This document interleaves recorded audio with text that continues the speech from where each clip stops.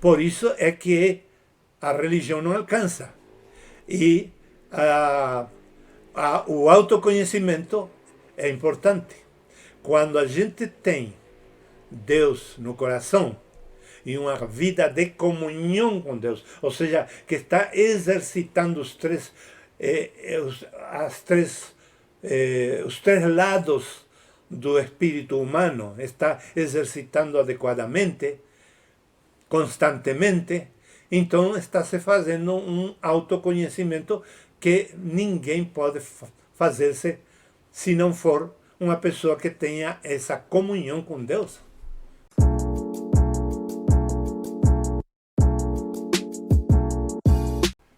Como chegar à adequação para a paternidade? Como chegar lá? Como sei que estou adequado para exercer uma paternidade responsável? Seja biologicamente falando, seja como um mentor, como um pastor, como alguém que vai guiar pessoas, orientar pessoas e executar a paternidade divina, que não é paternalismo. Como? Bom, para chegarmos a este entendimento, eu tenho compartilhado com vocês já vários vídeos encaminhados a uma adequação para a paternidade responsável. E agora eu quero falar sobre dois pontos essenciais. E com eles eu creio que você, meu amigo, minha amiga, pode se sentir amplamente orientado, adequadamente orientado ou orientada para exercer essa paternidade tão valiosa e tão necessária nos tempos atuais. Quando a gente vai para as estatísticas, que é muito raro encontrar uma estatística neste assunto, porque também é muito difícil tirar das pessoas uma confissão, descobrimos que a grande maioria da humanidade sofre e até chora por dentro a falta de uma paternidade amorosa e santa. A maioria dos homens e das mulheres de hoje que têm problemas psicológicos, de conduta e de conceitos, de posições filosóficas na vida, por exemplo, a favor do rigor, a favor do presídio e assim até da castração de homens, tem tudo isso. A maioria que pensa assim são pessoas que vêm de traumas fortíssimos para com os seus pais, principalmente para com o pai homem. Então é muito necessário que nestes tempos cheguemos a um entendimento profundo e santo, sem nenhum tipo de paternalismo, nem de uma posição antiga ou, como dizer, passada de moda, medieval, também não por uma posição de libertinagem, de aberta a tudo, que tudo é possível e tudo é viável, nessa visão ou filosofia do relativismo. Nenhum dos dois extremos é aconselhável, mas há uma paternidade possível por meio de uma visão santa, sem nenhuma inclinação para um lado nem para o outro. Para tanto, vemos então os dois pontos essenciais nesta questão. O primeiro ponto é a adequação necessária ou preliminar que todos temos, tanto para a paternidade biológica como para a paternidade espiritual e psicológica, por meio da mentoria. Todos temos essa necessidade de uma adequação a uma a um DNA, porque ninguém nasce sabendo ser pai. Então, no entanto, no biológico é automático. Automático, seja que as duas pessoas em junção saibam que estão para ser pais, ou não saibam, ou não tenham a mínima ideia de que isso vai acontecer. Como quer que seja, a paternidade biológica é natural, mas não a paternidade biológica responsável, que há uma grande diferença. Quando falamos em paternidade biológica responsável, estamos falando de uma preparação para a paternidade. Agora bem, a primeira preparação, o primeiro grau de preparação, de adequação para essa paternidade biológica é reconhecer que nós não nascemos de um repolho. Não. Nós nascemos da junção, da cópula entre uma fêmea e um macho. Disso nós nascemos. Quando nós temos consciência disso e reconhecemos que nós temos uma ligação com esse pai, com essa mãe, então devemos examinar constantemente os aspectos dessa ligação, ter muito em conta todos os aspectos, não para copiar, não para tentar reproduzir, não para tentar ser fiel a papai ou a mamãe, não, senão para, desde uma posição crítica, porém não condenatória, olhar tudo o que nós, da onde nós saímos, olhar, examinar e ver aquilo que ainda presta, que é importante, principalmente a honra aos pais, isso vigora sempre. No entanto, há outros muitos aspectos que temos que deixar de lado, ou no máximo inovar, melhorar, reproduzir aquilo num processo de melhoramento. Então, aí sim podemos falar de um DNA herdado, positivo e que devemos cuidar. O DNA é uma coisa para ser cuidado melhor. E eu tenho falado em outros vídeos sobre a importância de termos o DNA de Deus, porque o DNA, como fui muito sincero em outros trabalhos, tenho falado de que o DNA do meu pai foi um DNA bem complicadinho. O da minha mãe já foi bem melhor, mas mesmo assim, nenhum dos dois me servem para uma cópia, para uma reprodução sem avaliações, sem exame de que serve e que não serve. Não. Eu tive que me deter nos mínimos detalhes, por exemplo, num detalhe que eu já falei em outros vídeos, a distância entre gerações, geração do meu pai e da minha mãe, para com a geração minha. Há uma distância enorme. Tudo isso fui explicando, não muito exaustivamente, nem muito precisamente, porque não sou experto na matéria, porém, isso cai de maduro. Nós temos que ter um mínimo de conhecimento disso e ter em conta na hora de que vamos a ser pais biológicos, no caso mais específico e elementar. Bom, você está pensando comigo, com certeza você está meditando no meu falar, nos meus conceitos, e algumas coisas estão lhe servindo, certamente, e outras não.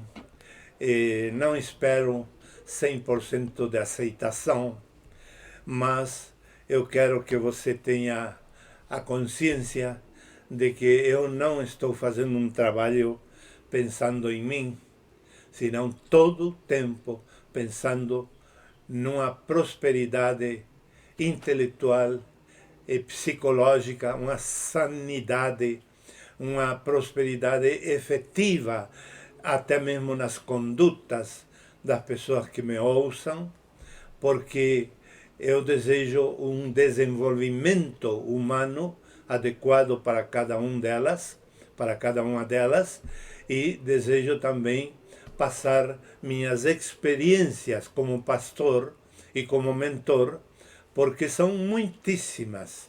Eu tenho me detido mais no relato de casos, porque eu gosto muito de relatar casos, e vocês podem comparar vários vídeos meus nos quais eu falo dos mesmos casos vividos na minha vida passada até agora, e vocês vão ver que eu posso inovar na interpretação, no aprendizado, na maturidade, mas não nos dados, porque eu não minto. E isso é importante na vida de um pastor, de um mentor. Devemos ser pessoas que não estejamos mentindo com interesses ocultos, porque toda pessoa que mente tem interesses ocultos, ou não tão ocultos. Os principais interesses são egoístas, ou seja, a seu favor. Mas a maioria dos pastores e mentores que usam da falcatrua, do engano, da mentira, o fazem assim, pensando nas suas instituições, nas suas empresas, nas suas associações, no seu grêmio, no seu grupo de pertencimento e muito mais no seu lucro. Tudo isso não me interessa. A mim me interessa prioritariamente chegar a você com a verdade. Tendo em conta primeiramente o DNA e levando em consideração meus conselhos de buscarmos ter o DNA de Deus. Para os evangélicos é muito fácil saber o que eu quero dizer com isto, enquanto que para um irmão católico já seria mais difícil, porque a Igreja Católica entende por conversão uma questão mental, assim como muitas denominações também mais históricas, mais antigas, mais tradicionais, e também as seitas, como Testemunhas de Jeová, Mormon. Todos eles consideram a conversão cristã como algo meramente intelectual, mudança de pensamento, na base da tradução da etimologia da palavra conversão. Enquanto que nós evangélicos entendemos como algo muito maior. Além da conversão mental, também a aquisição de um DNA de Deus divino. Então, qualquer um de vocês que seja evangélico poderá estar entendendo bem o que eu quero dizer com ter esse DNA.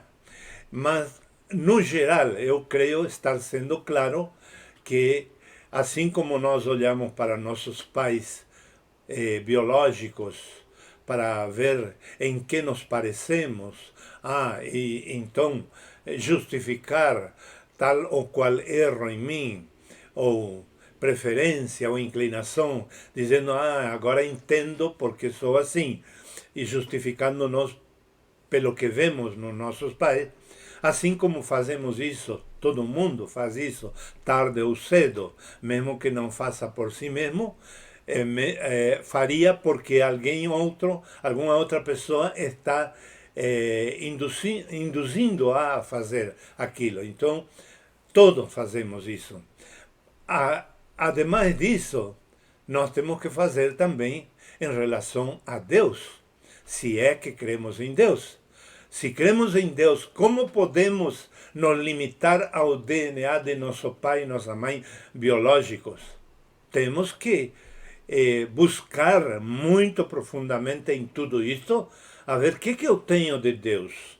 Porque meu pai poderia ter sido muito bom em tudo, minha mãe também, excelentes modelos moralistas, mas tem muita gente ateia que tem o mesmo modelo de moralidade, e muitos outros que são aparentemente delinquentes, porque, segundo as notícias, fez isto ou fez aquilo, mas você os conhece como pessoas de bem, porque tem uma conduta, uma vivência no bairro, na vizinhança, ou no relacionamento com você, que você vê impecável. Então, quando você começa a viver a vida no mundo, e muito mais já desligado dos pais, independente deles, você tem que se questionar se tudo que os seus pais legaram para você é de Deus. Muita coisa boa neles não era de Deus, e muita coisa ruim neles não era do diabo.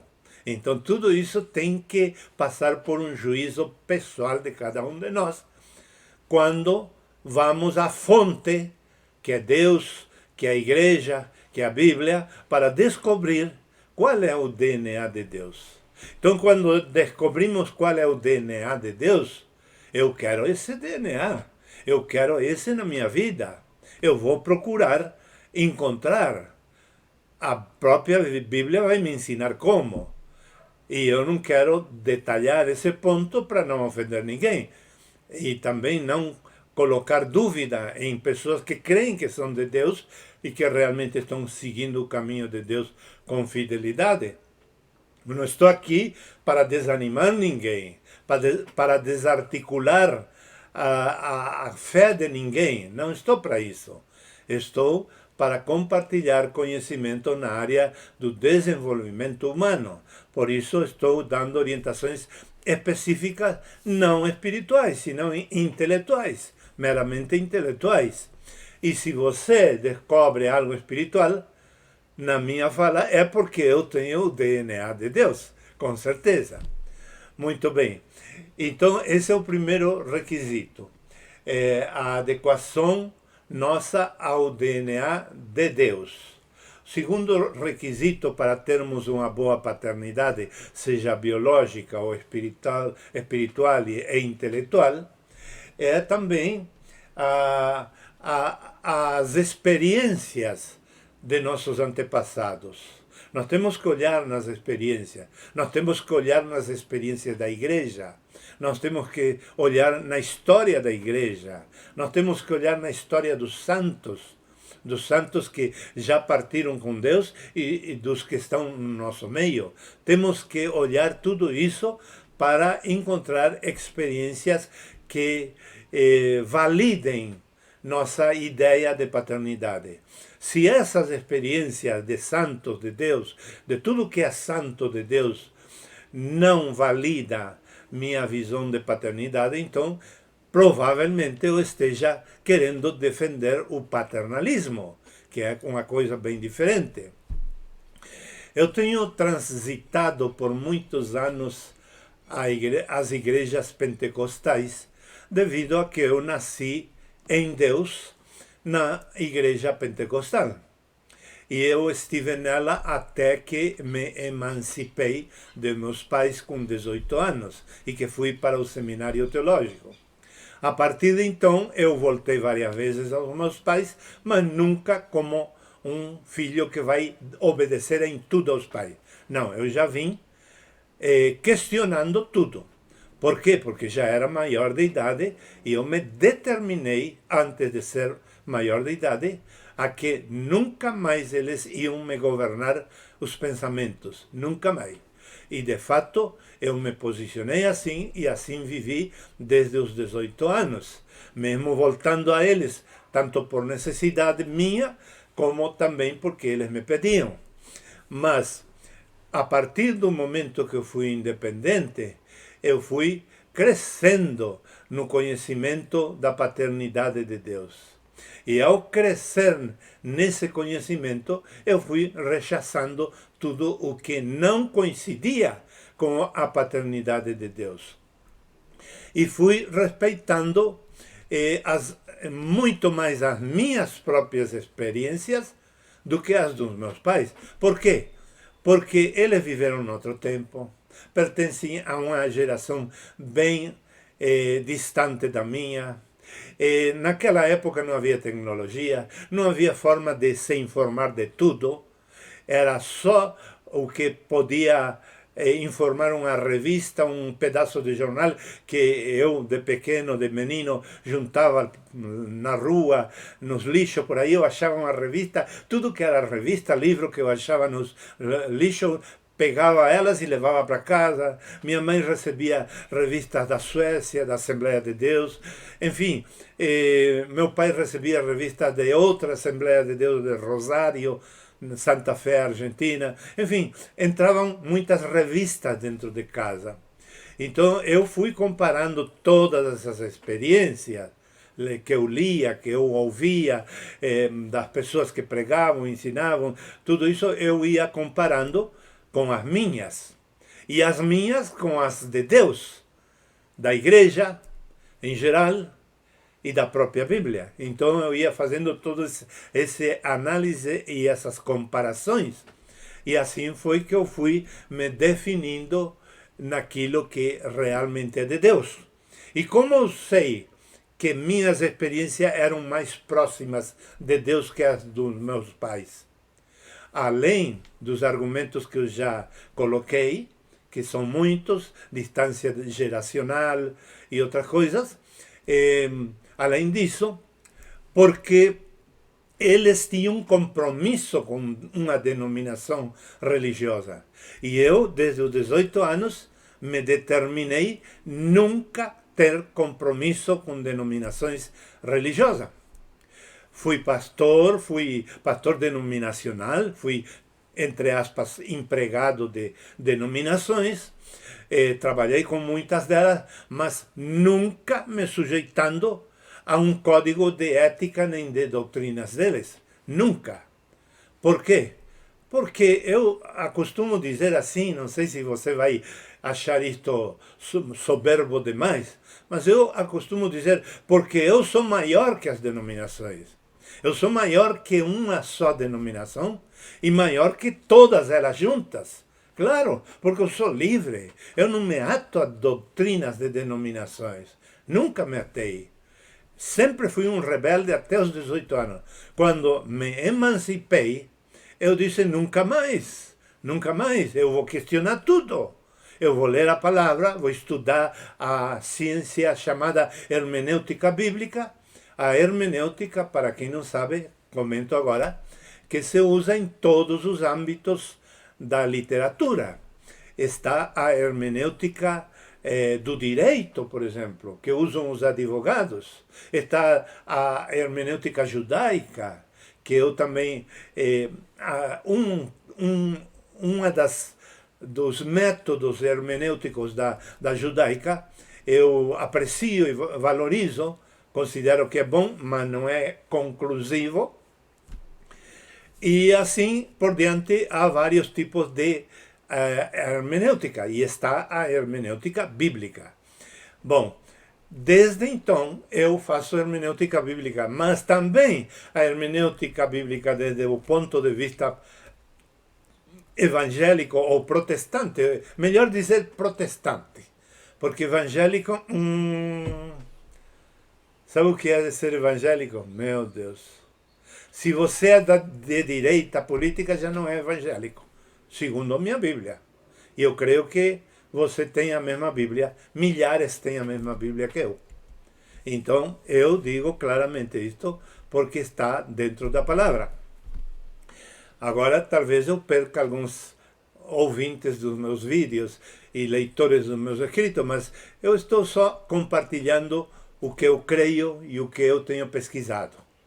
Se você está mais adiante que eu, pode me fazer ver onde está o meu erro. Nenhum problema, eu vou voltar a examinar. Eu sou um aluno a vida toda. E assim vou seguir a vida toda. Eu não quero que me chamem por mestre, que acostumam me chamar muitos assim, muito menos por doutor. Não quero esses títulos. Eu prefiro que me chamem pelo meu tecnônimo de escritor, mais nada, Tito Berri. Por quê? Porque não estou interessado em lucrar para mim. Então, voltando ao assunto de ter em conta as experiências como algo válido para a formação de nossa paternidade, nem todo pai tem uma experiência na paternidade biológica modelo para os filhos. Nem todo pai tem uma experiência modelo, lamentavelmente.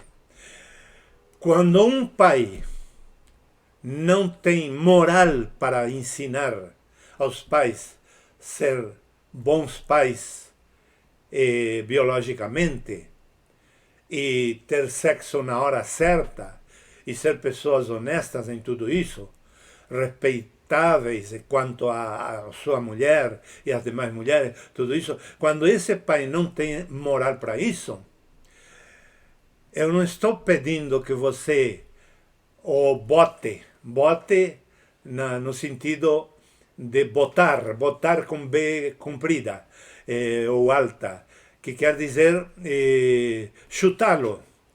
Não estou pedindo isso, não estou sugerindo isso. Mas você tem que amadurecer. Se você que me ouve é um filho, você tem que dizer, ele não tem moral para isso, então eu vou procurar outro DNA. O DNA de Deus. Não vai se revoltar e dizer agora eu vou fazer o que eu quero com as mulheres porque ele cometeu um erro só na vida, ou mais de um. Não, porque isso é suicídio espiritual para a sua vida. É suicídio espiritual. Então, procure outro DNA, ter outro DNA. Eu lhe aconselho que procure o DNA de Deus. E você vai ver que realmente é importante sempre ter um referente no passado. No caso, se o seu referente humano não lhe alcança, pois apele ao referente eterno que é Deus. Ele é passado, presente e futuro. Então, você tem tudo com Deus, com certeza. Em terceiro lugar, você deve se questionar, um pouquinho já mencionado isto, mas vamos ampliar, se a religião serve para algo na sua vida. Biblicamente, a religião não serve para nada. Não serve para nada. Mas vou explicar melhor em poucas palavras. A Bíblia também diz que há uma única religião verdadeira. E por que a Bíblia vai falar isso? Como dizendo, vocês não são sequer bons religiosos. Por quê? Porque Deus tem estabelecido que o Messias viesse do povo de Israel.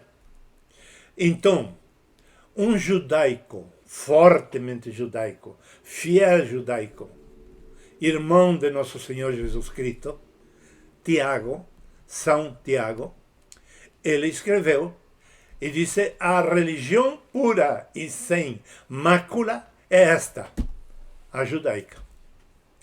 É a única religião verdadeira mencionada na Bíblia. Agora, São Tiago não disse, sigam esta religião. Vocês vão ler toda a carta de Tiago, todo o livro de Tiago, e vocês vão ver que, pelo contrário, Tiago está constantemente repreendendo os religiosos judaicos, dizendo vocês não são uns cara dura, vocês não têm vergonha na cara, porque vocês fazem trabalhar ao pobre e não pagam um salário digno, porque vocês, quando entra um rico em seus cultos, vocês dão prioridade para o rico e menosprezam o pobre. E aí por diante foi Tiago falando um monte de coisa, né, em sua carta em contra dos que praticavam essa religião, mas não totalmente. Não eram completamente fiéis a essa religião. Então, Tiago não está dizendo sigam esta religião. Está dizendo isso é vão. É vão ter uma religião. O que nós precisamos ter é Deus na nossa vida e não religião. A maioria da população mundial sabe que a palavra religião vem do latim religare, que quer dizer religar-se com Deus, reconectar-se com Deus. Religião é o empenho do homem, do ser humano, o trabalho do ser humano, o esforço humano, a dedicação humana, o engenho dos homens por criar coisas, mecanismos, grupos, denominações, para ver se chega por esse caminho mais rápido e melhor a Deus. Porque sabem que eles estão destituídos da glória de Deus e que estão distantes de Deus. Então eles querem chegar a Deus. Então, desde a motivação que leva as pessoas a criar uma religião, está tudo bem. Está tudo bem, é melhor que nada. Todo mundo quer chegar a Deus, voltar a Deus. Ótimo. Mas a Bíblia não diz que Deus abandonou ao ser humano porque pecou. A Bíblia não diz, olha, vocês pecaram, agora se arrumem. Arrumem, criem alguma coisa para chegar a mim. Não. Deus disse, eu vou mandar meu filho único, para que se torne filho primogênito, porque ele vai gerar mais filhos para mim. E eu vou trazer todos vocês que pecaram para mim, e vou fazer de vocês meus filhos. Portanto, por agora, Deus está falando, eu tenho um único filho, unigênito, mas quando ele morra e ressuscite, e entre dentro de você como espírito, então eu terei milhões de filhos, e Jesus Cristo, meu unigênito, passará a ser primogênito, herdeiro de Deus, de todos os direitos de Deus, todos os atributos de Deus, todas as virtudes de Deus. Tudo que Deus tem e é e faz está no Filho. Que tremendo, não? Então, esse é nosso Deus. Esse é nosso Deus. E esse Deus fez tudo para nos aproximar dele. Ele criou o caminho. Portanto, religião nenhuma presta diante de Deus. E os filhos deveriam, aqueles que vão ser pais biológicos, deveriam ter isto em conta o tempo todo. Que transladar ou prolongar a religião dos pais por eles nos netos é uma desgraça. É uma desgraça. Por isso que por séculos, tem pessoas que vão para uma igreja e criam seus filhos ali, e depois tem netos e bisnetos e tataranetos, todos na mesma fé, como é o meu caso. Sabe por quê? Porque descobrimos com o tempo seguir a Deus, não a religião. Quando eu descobri isso, eu sigo a Deus, não a religião. Mediante que eu me avivei, fiquei esperto, eu tenho filhos e netos que amam a Deus e seguem a Deus. E terei, se Deus quiser que eu esteja em vida, tataranetos também na mesma fé. Tenho certeza. Por quê? Porque eu cortei o cordão umbilical da religião. Eu digo, papai e mamãe, muito obrigado porque vocês me deram um Deus. Mas mais que Deus não quero. Não quero mesmo. Não venham com que não tem que comer isto, não tem que beber aquilo, não tem que andar com este ou com fulano. Sabem que eles me fizeram muito mal com a criação que nos deram a todos, mas a mim fortemente. Parece que, como eles tinham a convicção de que eu devia ser um pastor, parece que eles queriam me fazer santo, puro, impecável, desde criancinha. E não era por aí. Eu me rebelei, eu disse, eu vou ser santo na medida da minha busca de Deus, não na vara, como eles queriam. Mas eles me fizeram muito mal. Eu tive que perdoar um monte de vezes eles, em oração e com palavras, sabe? Porque eles me faziam mal, me prejudicavam inconscientemente. E eu tenho certeza que faziam por amor. Então, se eles faziam por amor, por que eu vou guardar rancor? Então, se eu amo meus pais hoje, mesmo que já não estão, eu amo não por aquela tolice de muitos filhos de dizer, eu não... Como uma de minhas irmãs disse uma vez, ela estava lá em Buenos Aires, escreveu uma carta dizendo, mãe, carta para nossa mãe. E eu li aquela carta, sempre a mãe passava para todos nós. E ela dizia, mãe, eu fui numa festa que meu marido me levou lá e havia de tudo para comer. E queriam que eu comesse morcilha. Morcilha. Creio que digo bem em português também. Que é aquele chouriço de sangue. E ela disse, e eu não quis comer, porque eu sei que é pecado. Ou seja, ela tinha um zelo por cumprir a religião. Se eu falar desse tema, eu provo pela mesma passagem que os pentecostais usam para dizer que é pecado, pela mesma passagem eu provo que o texto, a gramática está dizendo o contrário, que não é pecado. Portanto, eu comi a vida toda, isso nunca me fez sentir em pecado, porque eu não sigo religião, eu sigo a Jesus. Então há uma tremenda diferença. E os meus filhos aprenderam a ser assim, livres, porém amarrados a Cristo, atados a Deus. Eles sempre, todos os dias, lembram de Deus e procuram andar retos no caminho do Senhor. Então, devemos nos questionar esse ponto também, enquanto à paternidade biológica e muito mais a paternidade espiritual e a mentoria. A espiritual que fazem os pastores e a mentoria que fazem pastores, conselheiros e consultores e muitos outros. Bom, agora passamos para o segundo item deste vídeo que eu quero abordar e aqui termino. É importante, meu querido, minha querida, que você tenha um processo de autoconhecimento.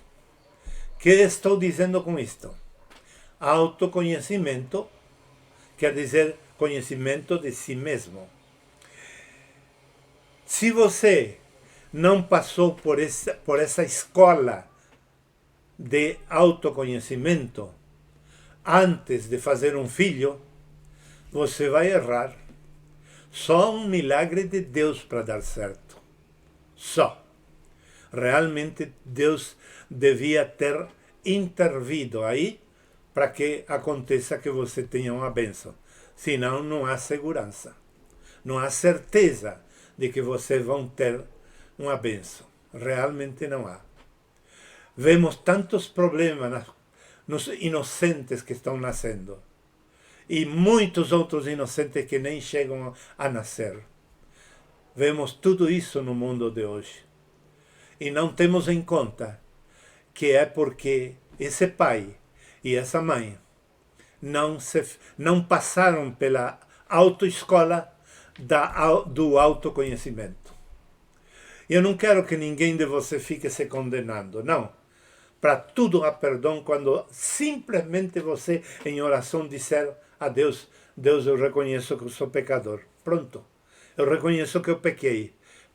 Eu reconheço que nisso ou aquilo eu errei. Pronto. Já temos o perdão de Deus. Isso está na Bíblia, não estou inventando. Então, não é questão de fazer sacrifício, ir a um confessionário para ter o perdão. Isso está na Bíblia. Agora, se você é de uma igreja que exige tudo isso, tudo bem. Você respeite sua igreja. Não me respeite a mim nesse ponto.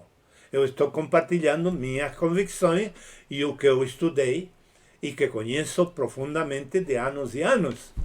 E porque eu mesmo nunca fui a uma igreja a me confessar. Aliás, sim, 2 ou 3 vezes tive como um confessionário, porém de maneira pessoal, diante de pastores em privado. Mas no demais, eu sempre me arrumei sozinho e sempre tive o perdão. Eu tenho uma consciência limpa, eu vivo tranquilo. E depois que Deus me perdoa algo que eu errei, que ninguém pense que vai me atacar, porque não vai me atacar. Porque algo que eu já paguei, que está pago, mediante os méritos de Jesus, eu não tenho por que vir a tolerar alguém que venha me cobrar de novo. Até porque todos somos pecadores. Então, temos que ter firmeza nisto. Se a gente tem certeza do perdão, sempre vai ser um vencedor. Podem falar o que quiserem, até mesmo diante da justiça dos homens. Podem falar o que quiserem, mas a gente sempre vai vencer, porque Deus será nosso defensor.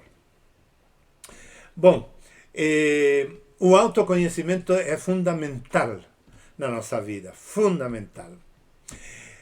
Toda terapia psicológica e de esoterismo e de espiritualismo e de eclectismo são as ramificações psicológicas religiosas do mundo que eu lembro agora. Todas elas vão lhe dar receitas para o autoconhecimento por meio da introspecção. Fechar os olhos e olhar para dentro. E se examinar no pensamento. Vão lhe dar receitas de meditação. E todas outras semelhantes ou paralelas. Mas pense comigo. Será que você, se se põe a pensar nos seus pecados, você mesmo vai poder se limpar? Você mesmo vai poder reconhecer o erro, se humilhar e se determinar restituir o que não é seu? Pedir perdão? Se reconciliar? Será que você, pensando nos seus pecados, sozinho, em silêncio, na introspecção, você vai sentir o perdão? Vai experimentar o perdão? Será que você, na introspecção que você faça, com todo o respeito à psicologia, que ajuda, a psicologia, a psicanálise ajudam, claro que sim. Eu mesmo trabalho nessas áreas. Mas será que tudo isso é suficiente para você ser perdoado e libertado da culpa e do pecado? Será? E será que todas essas ferramentas, algumas muito boas e outras são falaciosas, poderão lhe capacitar para a reconciliação e para que o outro também entre na órbita do perdão de Deus, da limpeza de consciência, da libertação, da pureza, da santidade, da alegria, da inovação e renovação de relações, de amizade, de compromissos, de unidade, inclusive? Será? Eu posso lhe assegurar que nada é suficiente. Nada. Nada. Eu fui ABM por muito tempo. ABM. Uma carreira que na Argentina se aprende no nível terciário. Eu sou até agora, tenho diploma disso. ABM.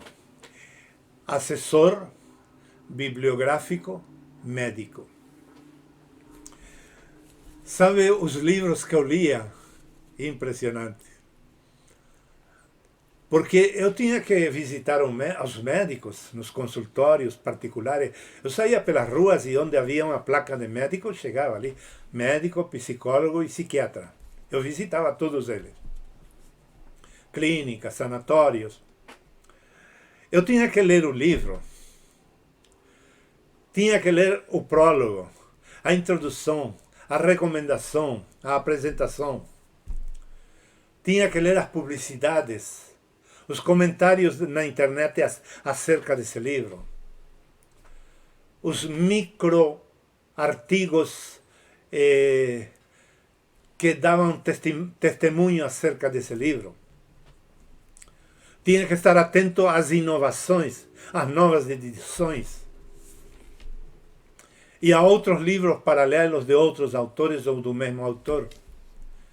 E quando chegava no consultório do médico, eu sabia que ele poderia me fazer qualquer uma dessas perguntas. Eu tinha que ter na ponta da língua a resposta. No mínimo, saber dizer: eu não estou informado, doutor, porém, quando posso voltar, eu lhe trago a informação. Mas não podia perder um cliente por falta de instrução nessa profissão. Eu me dedicava, eu gostava demais. E por incrível que pareça, quando eu abandonei essa profissão, que foi muito traumática, porque primeiro o meu chefe em Buenos Aires foi expulso da editora. A editora que comandou os estudos dos ABM e também o próprio relacionamento conosco era a chamada Editora Pan-Americana de Medicina. Creio que já não existe mais. E sabem que quando eu parei de trabalhar com eles, porque expulsaram ao meu chefe, meu gerente, era uma pessoa muito especial, muito boa, muito companheiro. Ele nunca nos tratava aos trabalhadores como menos que ele. Ele nos ajudava em tudo, nos acompanhava em casos traumáticos por aí com os médicos, nas clínicas, enfim. Eu fiquei muito mal, porque não quis trabalhar com outro chefe. Eu achava ele o máximo na minha vida. Então, saí, renunciei e ficou tudo em paz. Isso ao redor do ano 84 ou 85.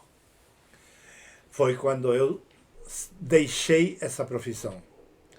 E o que eu dizia, que você não vai acreditar, é que é como que se eu, que isso existe na psicologia, sozinho me bloqueei no cérebro as lembranças desse tempo. Eu não consigo lembrar o conteúdo e a importância de certos livros, de certos autores, de certas medicinas e recomendações, nomes de doenças, não consigo lembrar, nunca mais. Realmente eu me bloqueei e eliminei tudo isso. E sou feliz, porque embora hoje às vezes me faz falta algum conhecimento, mas não me importa, porque não é o meu forte, não é minha vocação trabalhar nisso. Mas eu trabalhei muito bem e foi a época que eu mais ganhei dinheiro na minha vida. Eu já quase que não sabia o que fazer com tanto dinheiro. Foi maravilhoso. Foi muito bom. Então, vejam, meus queridos, que o autoconhecimento deve ser muito, muito bem pensado, até mesmo nos processos e nos tipos de autoconhecimento que possa chegar a nosso alcance. Porque se não vamos por um caminho certo, vamos perder tempo e vamos ter muitas oportunidades de autoconhecimento, inclusive, como eu tive, oferecimento de psicólogos que, dialogando, eles disseram, bom, se você tem tanto interesse em se conhecer, então eu te ofereço uma clínica aí gratuita, não vou te cobrar. Tive essa oportunidade e passei por elas. E quando se tratava de psicólogos, todos foram excelentes amigos meus. Eu aprendi muito com eles. Principalmente com os dois casos em que me fizeram todo o exame que eu pedi. Mas quando eu chegava a um psiquiatra, eu tinha que ter pena deles. Todos os psiquiatras que eu entrevistei estavam já doentes psicologicamente. Todos. Pessoas que nem me olhavam no rosto, e olhavam para baixo e com um olhar perdido me falavam. Perdidos, confusos, traumatizados, perturbados já. Por quê, meus queridos? Sabem por quê? Eu vou revelar o segredo. Para vindicar o que eu tinha dito anteriormente. Porque a psicologia é muito boa e necessária. Mas não é suficiente, porque a psicologia estuda a psique, que é a alma. E sabe o que é a alma? Mente, vontade e emoções. E sabem o que é o espírito? O espírito é consciência, faculdade de revelação ou intuição e faculdade de comunhão com espíritos, ou o espírito que é Deus. Isso é nosso espírito. Então são duas coisas diferentes. E o ministério cristão, quando é bem preparado, bem ministrado, bem executado, ele abrange toda a área da psicologia, minimamente pelo menos, e fortemente a área do espírito. Ou seja, nós abrangemos ambas partes mais motores ou motrizes na vida da pessoa. Tudo vai girar em torno, este corpo, girar em torno da alma e do espírito, que um bom pastor, ministro de Deus, 100%, tem essas duas capacidades para ministrar a pessoa. Por isso é que a religião não alcança. E o autoconhecimento é importante. Quando a gente tem Deus no coração e uma vida de comunhão com Deus, ou seja, que está exercitando os três lados do espírito humano, está exercitando adequadamente, constantemente, então está se fazendo um autoconhecimento que ninguém pode fazer-se se não for uma pessoa que tenha essa comunhão com Deus. Não tem como. Mas eu estou aqui para ensinar que é possível e que eu quero ajudar a você, mulher ou homem, jovem ou adulto, a incursionar, pelo menos, na área do autoconhecimento em Deus. Deus e sua palavra, a Bíblia, como o espelho. Eu posso ensinar, mas não outro trabalho, porque é muito profundo isso. E sabe o que? É extraordinariamente efetivo. É unicamente o método que não é método, que é um verdadeiro caminho de vida. Que você entra nesse autoconhecimento e começa a se ver adequadamente. Vamos então resumir isto. O autoconhecimento não está na autoestima, porque a autoestima vai me dizer que eu sou muito bom. Não, loucos são os outros, eu não sou. Não está nas considerações dos outros. Ou seja, os outros sempre vão dizer que eu sou ruim. Também nisso não está o meu autoconhecimento. Ou talvez me elogiem, mesmo que digam alguma coisa exatamente como eu sei que sou e me põe feliz e eu digo, poxa, esta pessoa está dizendo exatamente o que eu sou. Como percebeu? Tudo bem, agradeça e tudo, mas nem por isso vai estufar o peito e dizer, eu sou isto porque, olha, sabe quem me disse que eu sou isso? Fulano de tal.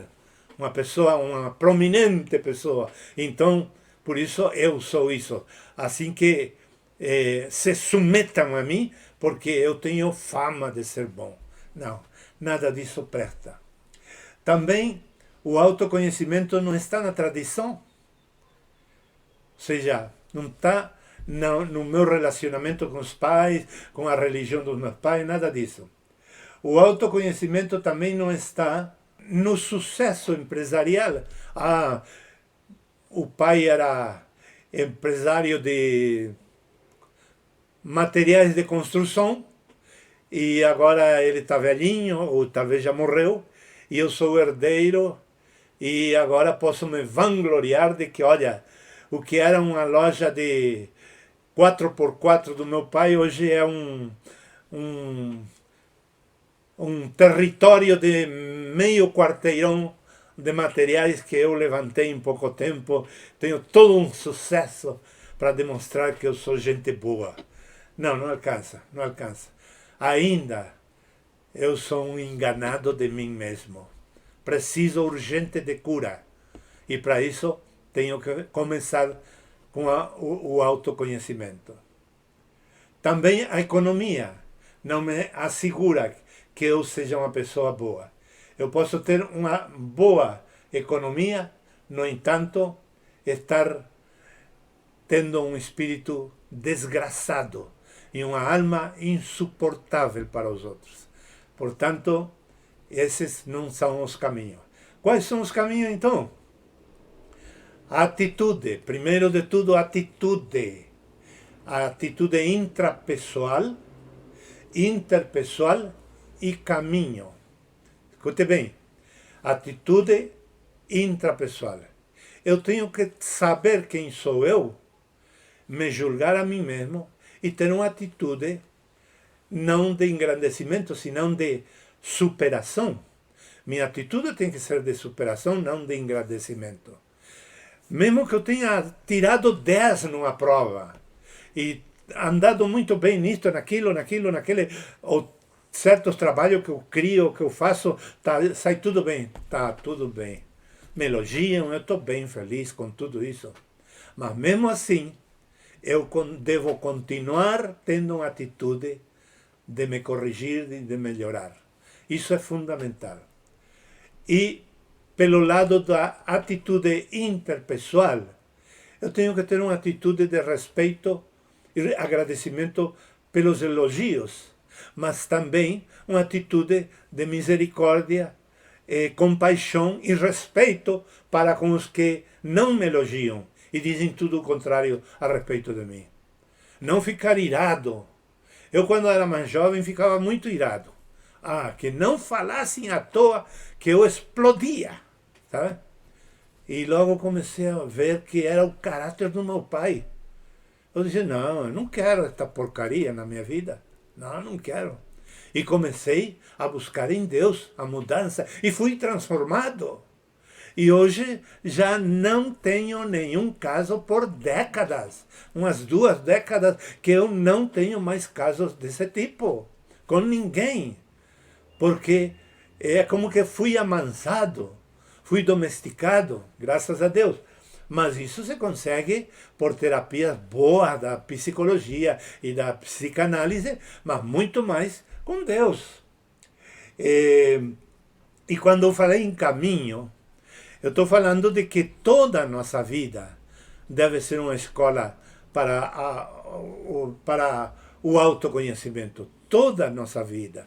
Eu sempre pensei, quase que não disse para ninguém, mas sempre pensei que do jeito que eu sou, que eu fui pai e do jeito que eu sou pai agora, já mais maduro, mais corrigido em quase tudo, e do jeito que eu sou avô, eu creio que eu vou envelhecer nos últimos anos, esses anos que a gente não sabe nem falar, nem ouvir, nem se mexer sozinho, um monte de dificuldade, praticamente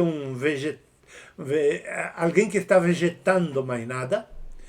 Então, eu me vejo nessa idade manso, obediente e não ocasionando problema para os meus filhos e meus netos e para ninguém. Eu me vejo assim. Mas quando a gente vê certos vídeos por aí, tem cada velhinho de 80, 85 anos, meu Deus, misericórdia, fazem um escândalo no lar de anciões onde eles moram, na família, enfim, tanta coisa ruim, feia fazem. Sabemos de pessoas de 80 anos violando um inocente. Olha, tanta coisa feia se sabe hoje em dia. Então, eu me preparei para ter uma velhice totalmente tranquila. Espero que assim seja. E até agora, graças a Deus, eu tolero de tudo. Tolero de tudo mesmo.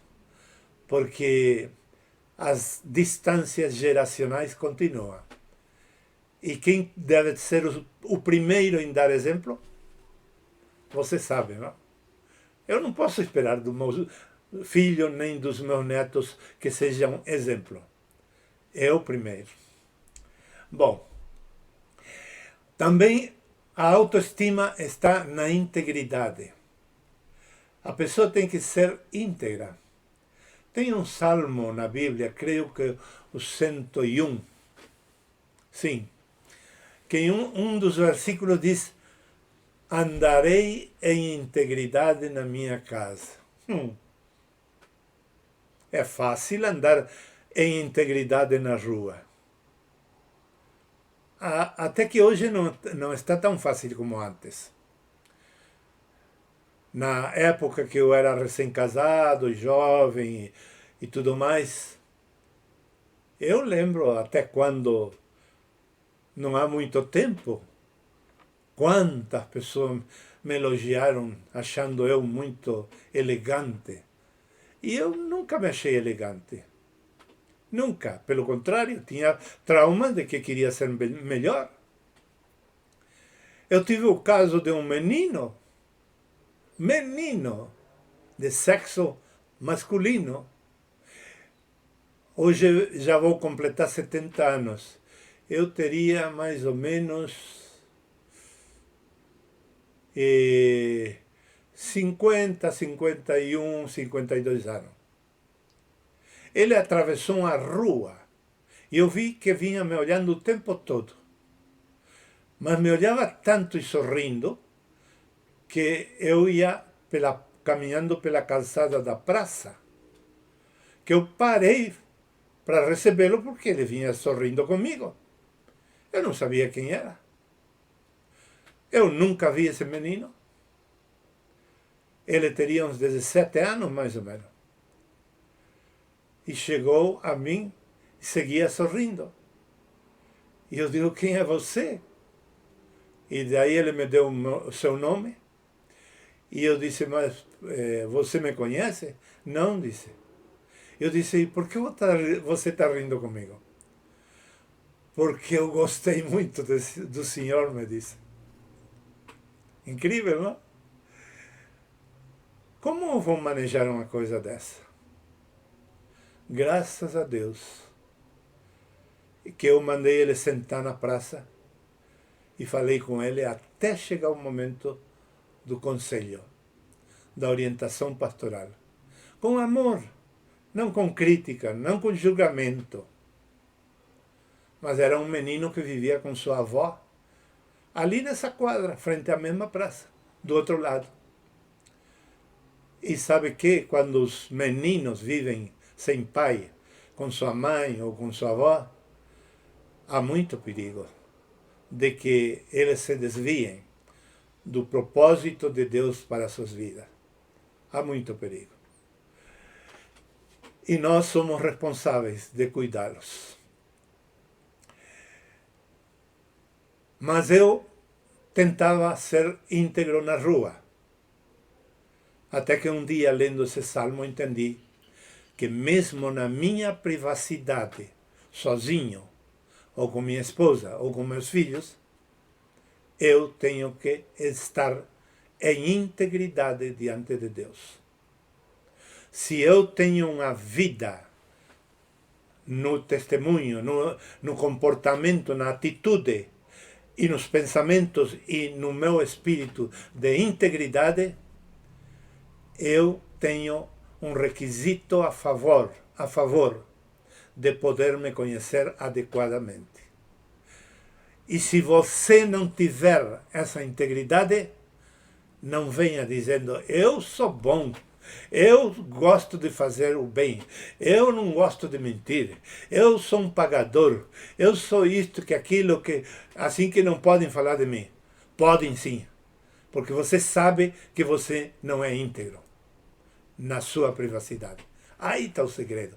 É um dos requisitos para a gente estar hábil para se fazer a si próprio o exame do que somos realmente no íntimo e no privado. Terceiro, esse autoconhecimento requer também de instinto social. Precisamos ter instinto social. Tinha um matrimônio muito amigo meu, muito amigo. Eu comia na casa deles, eles na minha. Eles entravam e iam direto para a geladeira, para a cozinha, todo com liberdade. Eram família. E eu também lá. Até que um dia eu fui para visitá-los e no horário que eu sempre achava o esposo da família, e esse dia não estava ele. E essa senhora estava na cama, doente. E vem a empregada e me diz, a senhora mandou que o senhor entrasse lá, que ela está no quarto porque está doente. Tudo bem. Eu era bem da família, então entrei pensando, vou saudar e dizer rapidinho o que eu vim fazer e vou embora. Ela estava perto da porta, ela esticou o braço, chaveou a porta e me deixou dentro do quarto chaveado. Eu tive percepção social. Eu tive instinto social. Fiz de conta que não vi nada, que não soube nada, que não imaginei nada, que não suspeitei nada. Conversei o mínimo possível, rápido, fui falando algumas coisas, me mostrei como interessado em comunicar algo e falei tudo com toda ética e responsabilidade no que eu falava e procurei me mandar. E me mandei sem pecar, sem trair meu amigo. E ele nunca soube nem vai saber, porque esse é outro assunto que eu posso ajudar a todos. Tem gente que foram mal ensinadas a confessar. Não, tem que confessar para o pastor, tem que confessar para quem ofendeu ou é ofendido, que é um ofensor ou ofendido. Não, meus queridos, não é para todos que tem que... Nem em todos os casos se deve confessar, segundo a Bíblia. Não é todos os casos. Tem casos que não se deve confessar. Para que eu vou arruinar a vida do meu amigo agora, depois que não aconteceu nada? Só para que ele se vingue nela e maltrate ela? Não. Eu tenho que fazer paz, levar paz, harmonia. Não preciso eu cuidar do detalhe de contar uma coisa desnecessária. Bom, mais adiante, vemos então 2 pontos mais e termino. A autoestima também requer uma potencialidade pré-existente, que é aquilo que eu falei anteriormente. Que a gente preste atenção no DNA, na religião dos pais, na tradição, na cultura, nas experiências deles, nas próprias, enfim, tudo uma potencialidade preexistente. Eu tenho que ter o conhecimento e alguma lembrança na hora da autoestima que me diga se realmente o conceito que eu estou querendo criar de bom tem justificativa ou tenho algo no passado que me nega eu me atrelar e afirmar numa ideia de uma pessoa boa. Eu tenho que ter esse processo, essa potencialidade, essa capacidade de lembrar se eu realmente sou digno desse autoconhecimento bom, essa autoestima estável e sarada e boa que eu estou querendo criar para mim. E por último, o sentido de imperfeição. Todos somos imperfeitos. A pessoa que muito ora, jejua, vai à missa todos os domingos, se confessa por qualquer coisinha, tem uma tendência. Estou falando de crentes evangélicos e católicos principalmente. Tem uma tendência a se sentir perfeitos. E quando vem uma acusação, se levantam iradas, dizendo, eu tenho casos de pessoas que falaram assim comigo, eu que não falto domingo, eu que pago o dízimo, eu que vou à igreja sempre, eu que pago bem aos meus empregados, eu que não devo nada para ninguém, eu sou isso que você está falando? Não, você está muito equivocado. Isso precisa ser deposto, colocado a um lado, quando queremos ter um autoconhecimento de nós mesmos. Se temos esses pensamentos, esses argumentos em nós ainda, nem se preocupe em abrir a Bíblia e dizer, a ver, que Deus me diz, porque estou tendo esta luta e eu sei que eu estou sem pecado, e Deus sabe que eu estou sem pecado, assim que eu vou ver que Ele me diz para me apoiar. Deus não vai te falar nada que te apoie. Por quê? Porque tu não é íntegro e tu não tem a convicção de que realmente você necessita de Deus. Você ainda se crê perfeito e capaz de safar deste problema.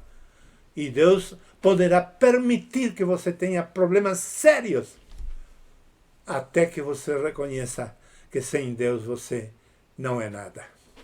Espero que esta meditação profunda e longa lhe ajude em muito. Desejo de todo o coração.